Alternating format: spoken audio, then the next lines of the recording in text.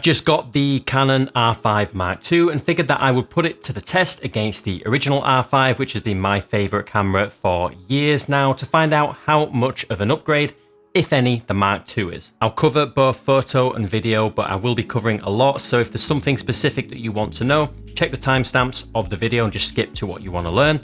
I'll also be giving out raw photo and video files from all the comparisons so you can take a closer look at all of the results for yourself. So let's get started with photo. And the first thing I tested was a side-by-side portrait comparison, mainly just to see if there's much of a difference in overall color and skin tones, the kind of difference that we saw between the R6 and the R6 Mark II. But side by side, I was surprised how identical the results looked in terms of colors and skin tones. Both of these are in the standard color profile with no adjustments to color in post, and both do look great. And if we zoom in on the face, I really don't see any huge difference in sharpness or anything like that. Although maybe the R5 Mark II does look, say, slightly clearer, for lack of a better word. Regardless, I repeated the test, but this time I took a headshot in studio with my RF 85mm 1.2 stepped down to f8. So at this point, we're really taking the quality of the lens out of the equation here. And again, colors match almost perfectly. And zooming in on the eye, I maybe still see that slight difference we saw earlier, mainly in the iris. I'm not sure I'd say the R5 Mark II is sharper. It's more that it just looks ever so slightly cleaner and clearer. But download the files and take a look for yourself, because I'm really zooming in a crazy amount at this point to see any difference between these images. But overall, in terms of portraits, I was surprised we didn't see any update to the colors, and we're seeing very little difference in rendering overall, which is fine, I suppose, because the original R5 was already fantastic. But what about a detail and color-rich landscape shot? Here, I took a side-by-side of this busy, high dynamic range landscape, and I did notice a very slight difference in color between the images. I prefer the R5 Mark II, which seems a little more accurate. The R5 has a little bit of a green cast in the bridge that wasn't there in real life. And if we zoom in again, I do think there's a slight advantage in terms of how the very finest of details are rendered by the R5 Mark II. It becomes a bit more apparent if we zoom in even more and look at the brickwork in the bridge, especially in the arch. I think the lines are a little clearer on the R5 Mark II. So maybe in the most demanding, detail-rich scenarios, the R5 Mark II may pull ahead by a hair. But again, we're zooming in an awful lot to be able to see this. And if you're not scrutinizing your images to this kind of degree, you're never going to see any difference when viewing your images normally. Perhaps maybe when printing large detailed images, that tiny difference may be perceivable, but even then, I doubt it. I used this opportunity to test out photo dynamic range too by underexposing for stops and crushing the shadows of this image. And I just saw no penalty to recovering these shadows on either camera. Both do an incredible job, and zooming in on the most crushed areas, to me, an equal amount of data is recovered from both files. Now, I also overexposed by 3 stops to the point where I was sure the highlights would be totally clipped. And again, both recovered very well, but I think the R5 Mark II does retain the colors a little bit better in the image, and we start to lack some contrast on the original R5 in the recovered areas and a little bit in the image as a whole. So in terms of photo dynamic range, you should generally underexpose both of these cameras for the best results.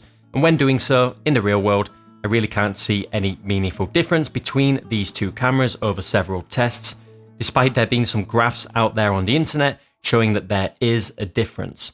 But I have included a whole bunch of raw files at different levels of under and overexposure, so you can really check out those files for yourself and make up your own mind. One upgrade on the R5 Mark II is that there's no longer a penalty for shooting in fully electronic shutter mode, because on the original R5 you'd be reduced to a 12-bit file, whereas on the R5 II, your files are 14-bit no matter the shutter mode. So in theory, this should result in better dynamic range, and I expected to see this difference.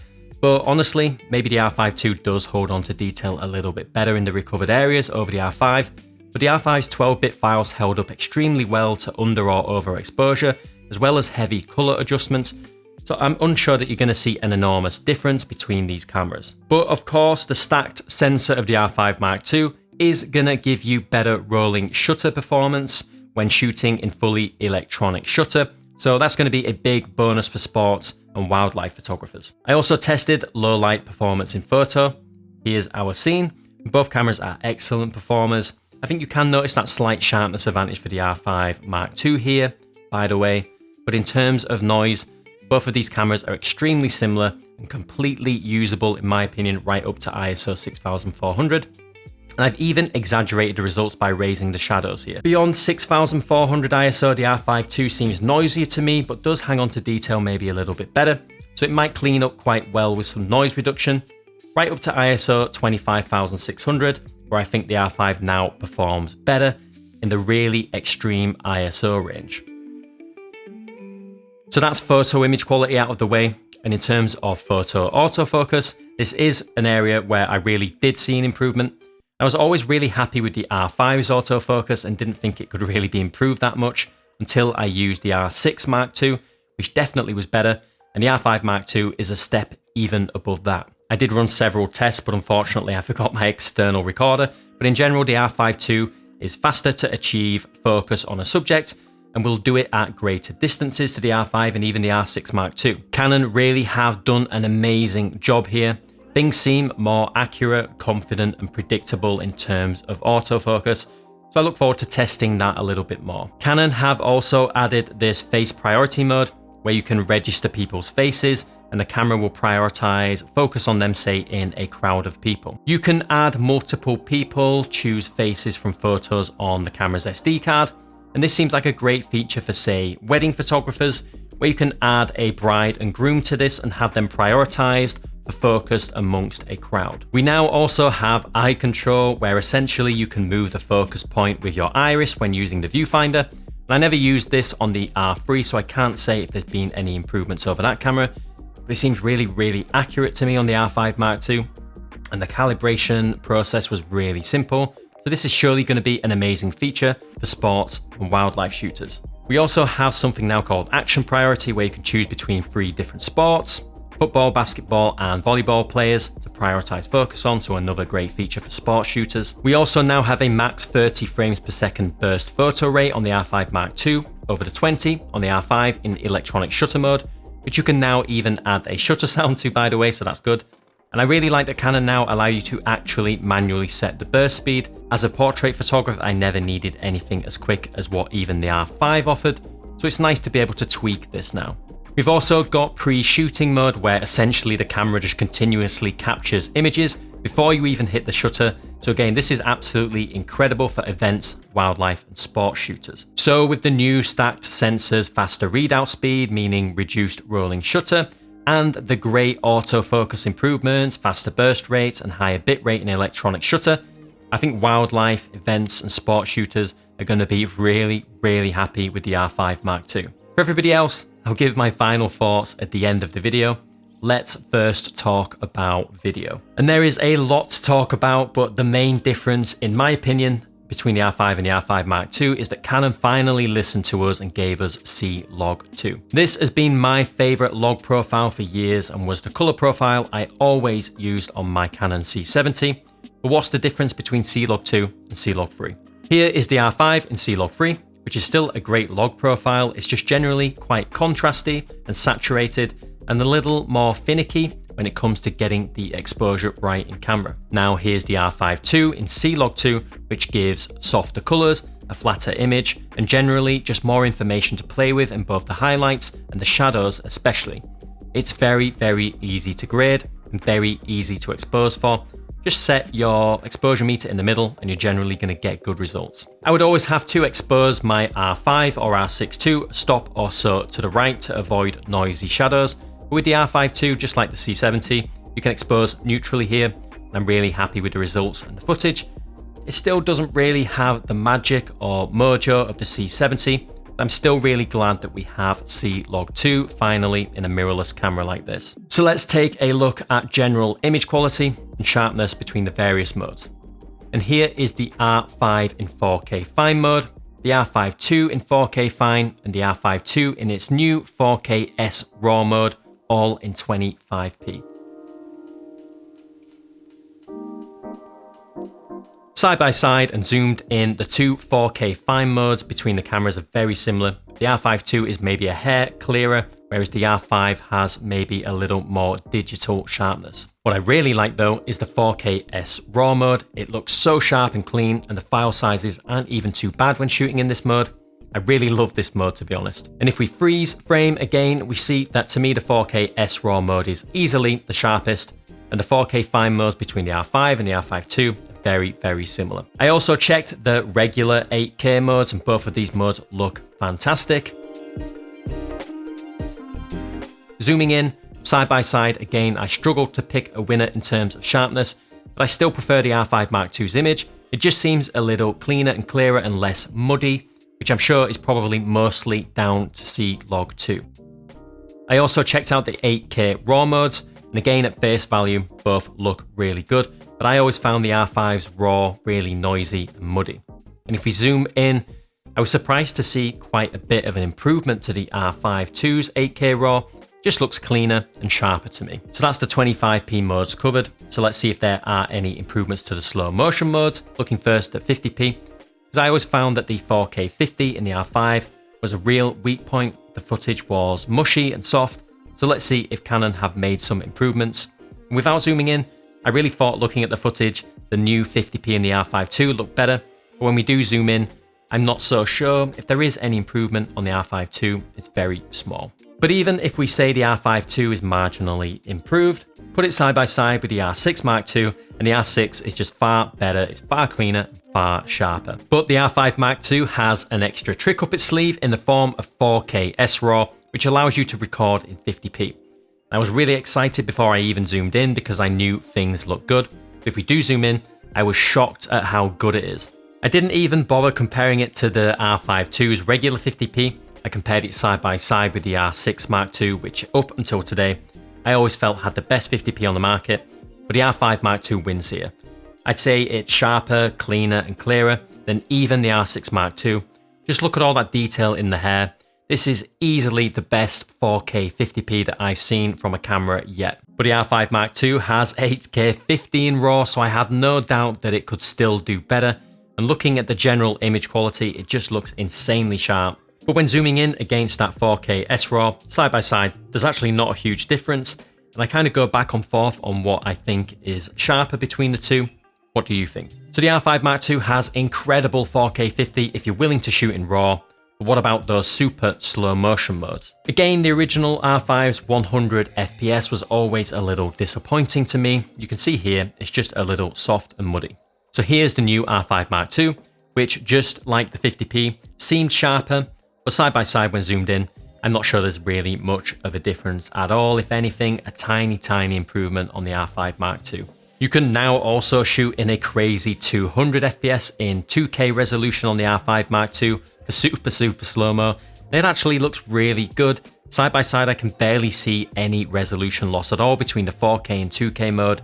So the 2K 200 FPS is very usable. Now onto video dynamic range, and I'm seeing big improvements on the R5 Mark II. CLOG 3 was a nice, easy to use log curve, but it wasn't as flat as the competition. CLOG 2 is much flatter and has a nicer highlight roll-off in my opinion. If we look at the trees in the bottom of this frame, you can see all the extra detail captured in the shadows. The increased dynamic range is apparent in the waveform of the ungraded images too. At the same exposure, the R5 II in CLOG 2 is flatter, with more room in the highlights and a lot more detail in the shadows. Easily visible if you keep an eye on the dark shadows at the bottom of the frame here in CLOG 3. They suddenly come alive with detail once we look at the same exposure in the R5 II's CLOG 2 image. The R5 Mark II also recovers much better when underexposed, doing a way better job of retaining color and detail, which you can see here. So where the R5 Mark II is really forgiving in terms of exposure, the original R5 just cannot keep up in this regard, and underexposed shadow information is lost and color is altered a lot sooner. So it's nice to see a clear win for the R5 Mark II in terms of dynamic range, which is an area Canon has always lagged behind the competition in. But how does it do in terms of low light in video? I recorded this scene from earlier at various ISOs, pushing the shadows up a little bit to reveal noise performance. And the results are identical until ISO 3200, where the R5 pulls ahead, as I believe this is its hidden second base ISO. But they trade off at ISO 4000, the R5 Mark II second base ISO, which now performs much better. 6400 is excellent in both and really usable. At 12800 ISO, the R5 has less noise but has lost some contrast and colours are shifting a little bit blue. At 25600, the original R5 is quite a bit better in terms of noise, but that loss of contrast and that blue tint worsens. So not really a clear winner in terms of noise performance. I'd say up to 6400 ISO, apart from that 3200 ISO, the R5 Mark II wins.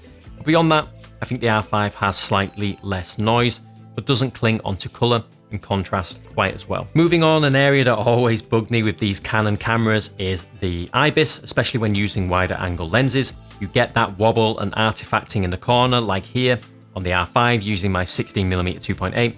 So this is just the IBIS in action, no lens IS. I'd heard that it was fixed on the R5 Mark II, but in my testing, it is still there. It's certainly improved a little bit over the R5.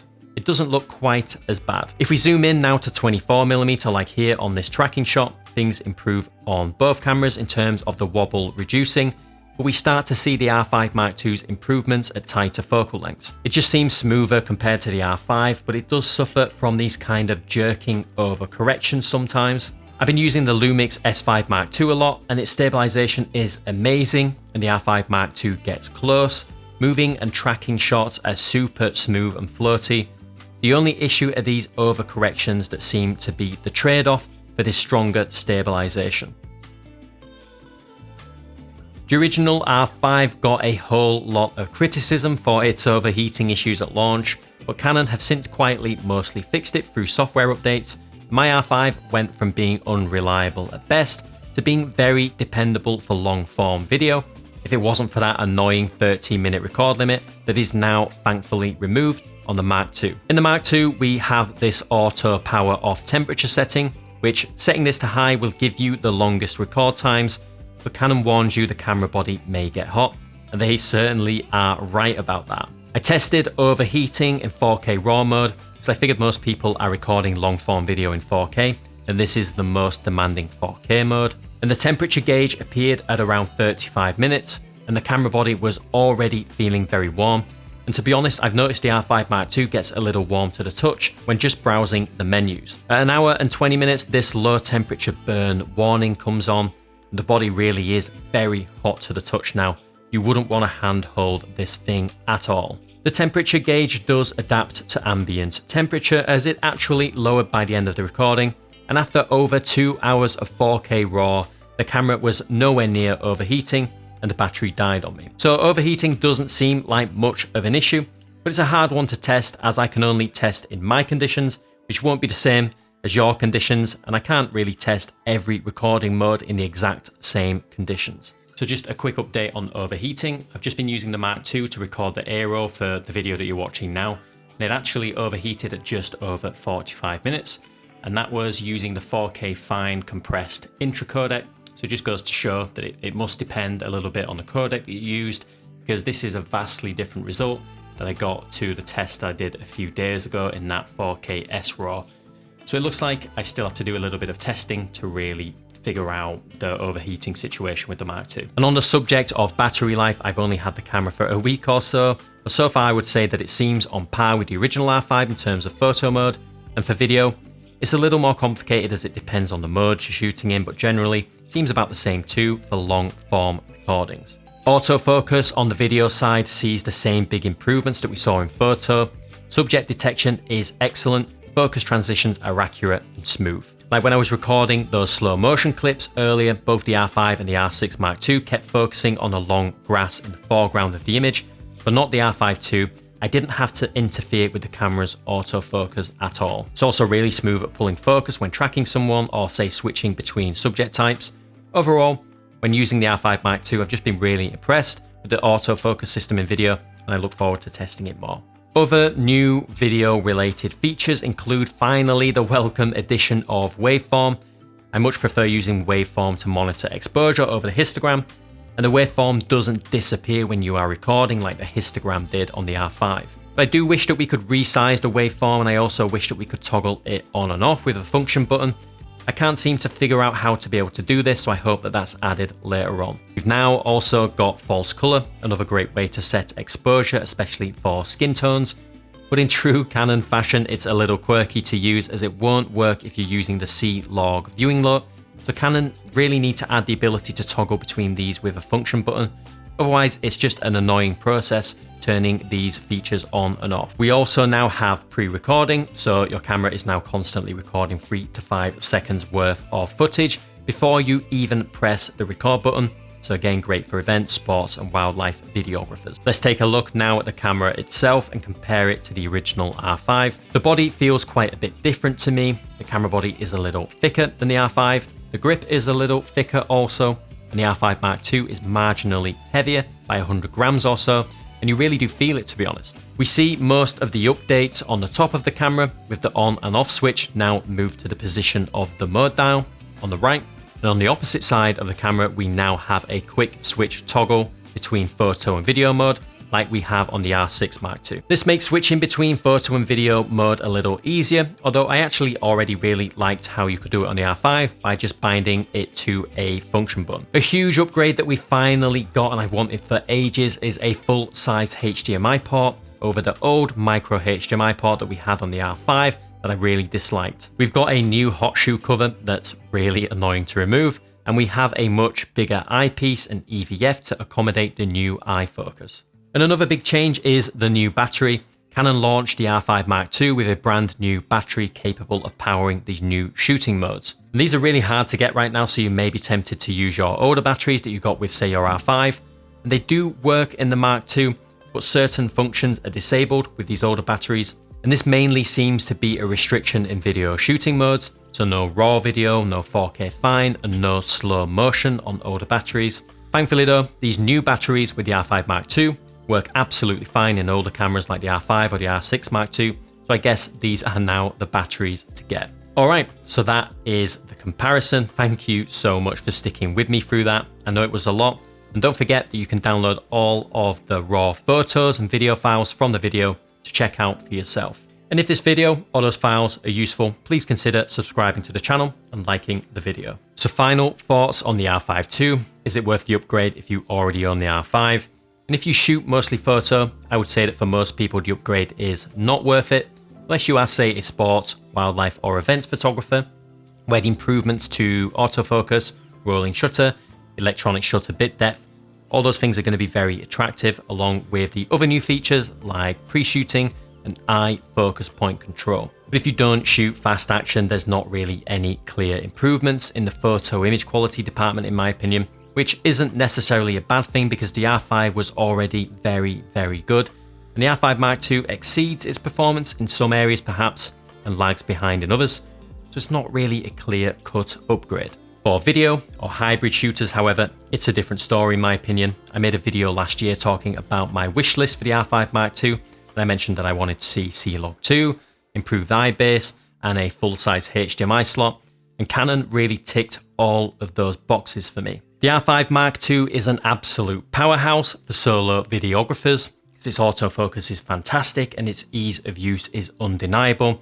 And in the R5 Mark II, it finally feels like we're not getting any artificial compromises in terms of video quality, because the CLOG 2 looks fantastic, the footage from the Mark II looks great, and we have tons of codec, resolution, compression, and slow motion options. The R5 Mark II finally has the dynamic range we always suspected these cameras were capable of, and no longer lags behind the competition. If the original R5 is your main video camera, the list just goes on and on in regards to the reasons that the Mark II is a worthy upgrade in my opinion.